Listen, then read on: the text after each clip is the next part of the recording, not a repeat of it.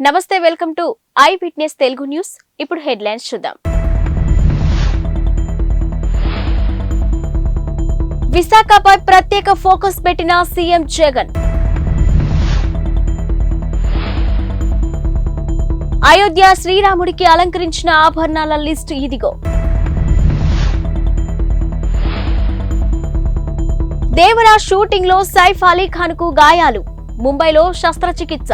అయోధ్యలో సోమవారం జరిగిన బాలరాముడికి విగ్రహ ప్రాణప్రతిష్ఠ కార్యక్రమానికి వివిధ రంగాలకు చెందిన ప్రముఖులకు టెంపుల్ ట్రస్ట్ ఆహ్వానం పంపింది. సినీ, క్రీడా రంగాలకు చెందిన సెలబ్రిటీలు తమ భాగస్వాములతో హాజరయ్యారు. ఆహ్వానం అందినా కూడా కొంతమంది ఈ వేడుకకు హాజరు కాలేకపోయారు. వారిలో విరాట్ కోహ్లీ, అనుష్క దంపతులు కూడా ఉన్నారు. అయితే అచ్చంగా కోహ్లీలానే ఉండే వ్యక్తి అయోధ్యలో సందడి చేశాడు. టీమిండియా జెర్సీ ధరించి వచ్చిన కోహ్లీ డూప్ తో సెల్ఫీల కోసం ఫ్యాన్స్ ఎగబడ్డారు. కోహ్లీ డూప్ అని తెలిసినా ఆయనను చుట్టుముట్టి ఫోటోలు తీసుకున్నారు. తొలుత సరదాగా సాగిన ఈ తతంగం కాసేపటికే తోపులాట దాకా వెళ్ళింది. దీంతో బెదిరిపోయిన కోహ్లీ డూప్ చుట్టుముట్టిన జనంలో నుంచి కష్టం మీద బయటపడ్డాడు. ఆపై వేగంగా అక్కడి నుంచి వెళ్లిపోయాడు. ఈ ఘటనకు సంబంధించిన వీడియో ప్రస్తుతం సోషల్ మీడియాలో వైరల్ గా మారింది. దీంతో సెలబ్రిటీలకే కాదు, వారి పోలికలతో ఉండే డూప్లకి కూడా అభిమానుల బెడద తప్పలేదంటూ వీడియో చూసిన నెటిజన్లు కామెంట్లు పెడుతున్నారు.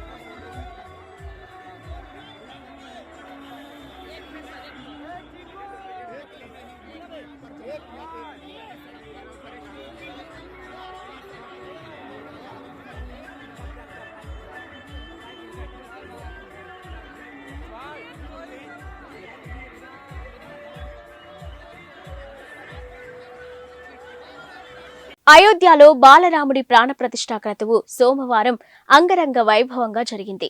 రామ్లల్లా విగ్రహానికి మైసూరుకు చెందిన ప్రముఖ శిల్పి అరుణ్ యోగిరాజు రూపొందించగా ఆధ్యాత్మిక శోభ, సాంప్రదాయం ప్రకారం దైవిక ఆభరణాలు, ప్రత్యేక వస్త్రాలతో అలంకరించారు.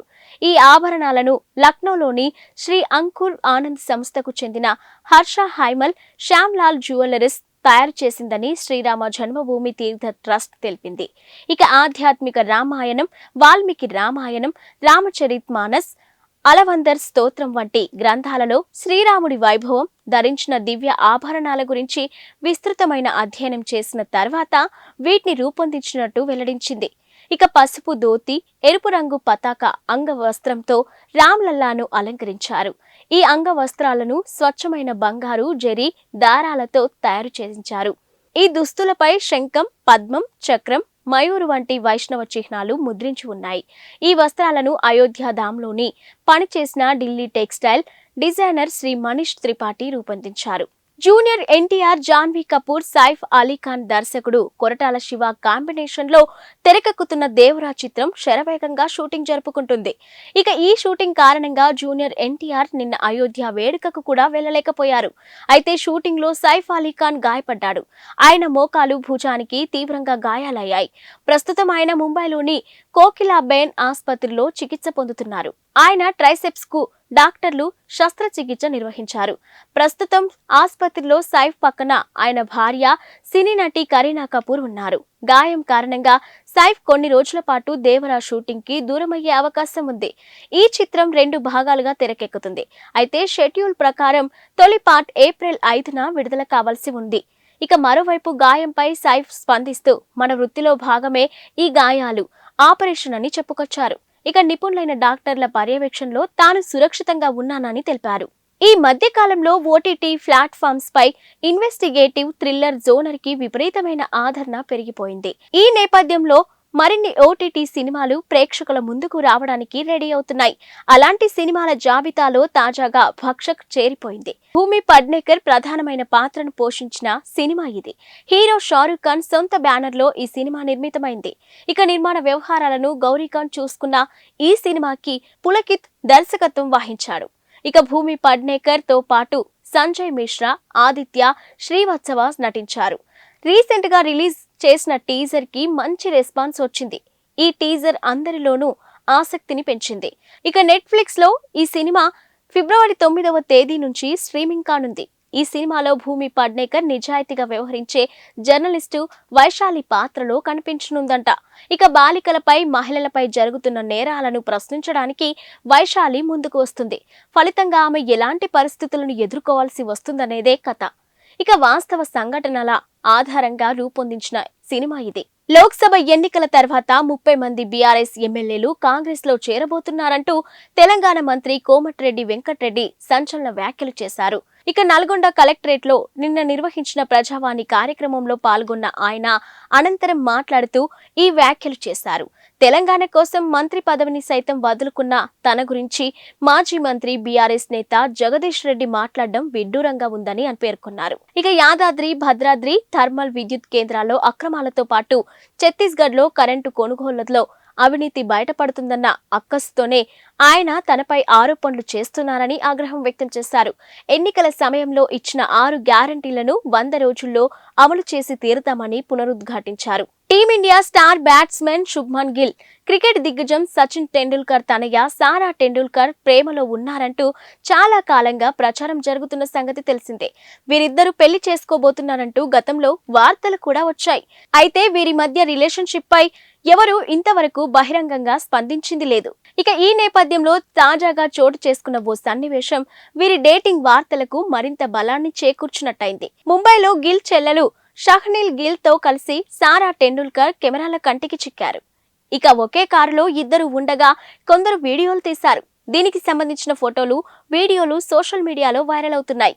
ఇక ఇటీవల ఇండియాలో జరిగిన వన్డే ప్రపంచ కప్ లో భారత్ ఆడిన అన్ని మ్యాచ్లకు సారా టెండూల్కర్ హాజరైంది. ఇక గిల్ సెంచరీ కొట్టిన ప్రతిసారి ఆమె లేచి నిలబడి చప్పట్లు కొడుతూ సందడి చేసింది. ఇక గిల్ ప్రేమలో సారా ఉంది కాబట్టే ఆమె అంత సంతోషానికి గురవుతుందని ఎంతో మంది వ్యాఖ్యానించారు. ఇప్పుడు గిల్ సోదరితో ఆమె కనిపించడంతో ప్రేమ వార్తలకు మరింత బలం చేకూరినట్టయింది. ఆంధ్రప్రదేశ్ కాంగ్రెస్ నూతన అధ్యక్షురాలిగా నియమితురాలైన వైఎస్ షర్మిల కార్యక్షేత్రంలోకి దిగారు. నేటి నుంచి ఈ నెల 31వ తేదీ వరకు 9 రోజుల పాటు రాష్ట్రంలో పర్యటించనున్నారు. ఈ రోజు ఉదయం 8 గంటల నుంచి 11 గంటల వరకు శ్రీకాకుళం జిల్లాలో పర్యటిస్తారు. ఇక పార్టీ పరిస్థితిపై ఇచ్చాపురంలో నేతలతో సమీక్షిస్తారు. ఆ తర్వాత పార్వతీపురం చేరుకొని మధ్యాహ్నం 2 గంటల 30 నిమిషాల నుంచి 3 గంటల 30 నిమిషాల వరకు మన్యం జిల్లాకు సంబంధించి సమీక్షిస్తారు. అనంతరం విజయనగరం చేరుకొని సాయంత్రం 6 నుంచి 7 వరకు జిల్లాలపై సమీక్ష నిర్వహిస్తారు. ఇక విశాఖపట్నం, అల్లూరి సీతారామరాజు, అనకాపల్లి జిల్లాలు, ఎల్లుండి 25న కాకినాడ, అంబేద్కర్ కోనసీమ, పశ్చిమ గోదావరి జిల్లాలను, ఇక 26న తూర్పు గోదావరి, ఏలూరు, ఎన్టీఆర్ జిల్లాల్లో పర్యటించి పార్టీ పరిస్థితిపై సమీక్ష నిర్వహిస్తారు. 27న గుంటూరు, పల్నాడు, 28న బాపట్ల, ప్రకాశం, నెల్లూరు, 29న తిరుపతి, చిత్తూరు, అన్నమయ్య, 30న శ్రీ సత్యసాయి, అనంతపురం, కర్నూలు, 31న నంద్యాల, వైఎస్ఆర్ జిల్లాల్లో పర్యటించి పార్టీ పరిస్థితిపై సమీక్ష నిర్వహిస్తారు. అయోధ్య రామ మందిరంలో బాలరాముడి విగ్రహ ప్రాణ ప్రతిష్ఠ కార్యక్రమం నిన్న అంగరంగ వైభవంగా జరిగింది. ఇక స్వామివారికి ప్రధాని మోదీ తొలి పూజలు నిర్వహించారు. ఈ కార్యక్రమానికి దేశవ్యాప్తంగా ఉన్న వివిధ రంగాల అధిరత మహారథులంతా కలిసి తరలి వెళ్లారు. ఇక 7,000కు పైగా వివిఐపీలు హాజరయ్యారు. ఇక ఆలయ ప్రాంగణం సినీ సెలబ్రిటీలతో కలకలలాడింది. టాలీవుడ్ స్టార్ జూనియర్ ఎన్టీఆర్ కు కూడా ఆహ్వానం అందినప్పటికీ ఆయన అయోధ్యకు వెళ్లలేదు. దీంతో ఆయన ఎందుకు వెళ్లలేదనే చర్చ జరుగుతుంది. అయితే దేవరా సినిమా షూటింగ్ లో బిజీగా ఉండడం వల్లే ఆయన అయోధ్యకు వెళ్లలేదని చెప్తున్నారు. షూటింగ్ షెడ్యూల్ ముందే ఫిక్స్ అయిపోవడంతో తారక్ వెళ్లలేకపోయారట.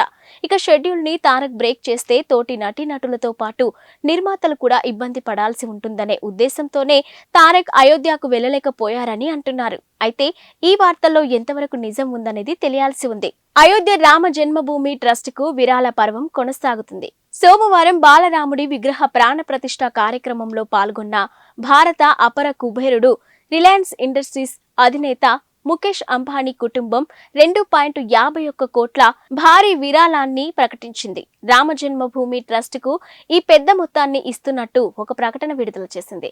ఇక ముఖేష్ అంబానీ తన కుటుంబ సభ్యులతో కలిసి శ్రీరామ జన్మభూమి తీర్థక్షేత్ర ట్రస్ట్ కు 2.51 కోట్లను విరాళంగా అందించారు.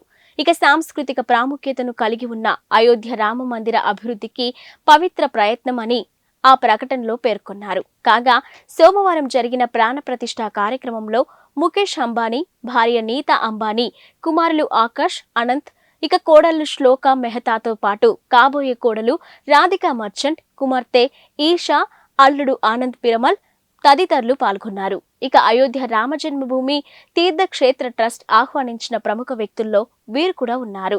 ఇక రాముడు విచ్చేస్తున్నాడని, దేశం మొత్తం రామ్ దీపావళిని జరుపుకుంటుందని ప్రాణ ప్రతిష్ఠ కార్యక్రమంలో ముఖేష్ అంబానీ అన్నారు. జనవరి 22న దేశం మొత్తానికి రామ్ దీపావళి వ్యాఖ్యానించారు. ఇక ఇది చారిత్రాత్మక రోజు అని నీతా అంబానీ కూడా అన్నారు. ఇందుకు సంబంధించిన వీడియోలు సోషల్ మీడియాలో వైరల్ అవుతున్నాయి. అగ్రరాజ్యం అమెరికాలో మరోసారి కాల్పుల కలకలం రేగింది. ఇల్లినాయ్ రాష్ట్రంలోని షికాగోలోని 2 ఇళ్లపై కాల్పులు జరిపిన ఓ దుండగుడు 7 ప్రాణాలు తీశాడు. ఇక కాల్పుల అనంతరం అక్కడి నుంచి పరారయ్యాడని పోలీసు అధికారులు వెల్లడించారు. ఇక దుండగుడి కోసం వేట కొనసాగిస్తున్నామని తెలిపారు. ఇక నగరంలోని జోలియట్లోని వెస్ట్ ఎకర్స్ రోడ్లో ఉన్న 2200 బ్లాక్ లో ఈ కాల్పులు ఘటన జరిగిందని, నిందితుడిని రోమియో నాన్స్ గా గుర్తించారని, ప్రస్తుతం అతను పరారీలో ఉన్నాడని వివరించారు. ఇక 2 ఇళ్లపై కాల్పులు జరిపాడని, మొత్తం 7 మృత్యువాత పడ్డారని Joliet police chief Bill Evans మీడియాకు వెల్లడించారు. ఇక నిందితుడు నాన్స్ 23 ఏళ్లు ఉండగా కాల్పులు జరిగిన ప్రాంతానికి సమీపంలోనే నివసిస్తున్నాడని తెలిపారు. ఎరుపు రంగు టయోటా క్యామ్రీ కారులో పరారైనట్టు భావిస్తున్నామని, అతడి వద్ద ఆయుధం ఉందని, అతన్ని ప్రమాదకరంగా పరిగణించాలని అక్కడి పౌరులను జోలియట్ పోలీస్ డిపార్ట్మెంట్ అప్రమత్తం చేసింది. ఇక నాన్స్ కి సంబంధించిన సమాచారం, అతడి జాడకు సంబంధించి ఏవైనా వివరాలు తెలిస్తే స్థానిక పోలీసులకు సమాచారం అందించాలని కోరారు. కాగా అగ్రరాజ్యం అమెరికా కాల్పుల ఘటనలతో వణికిపోతుంది. ఇక గణనీయ సంఖ్యలో మరణాలు నమోదవుతున్నాయి. ఇక ఈ ఏడాది మొదటి 3 వారాల్లోనే 875 తుపాకీ కాల్పుల మరణాలు నమోదైనట్టుగా గణాంకాలు చెప్తున్నాయి. ఇవి ఇప్పటివరకున్న బులెటిన్ అప్డేట్స్.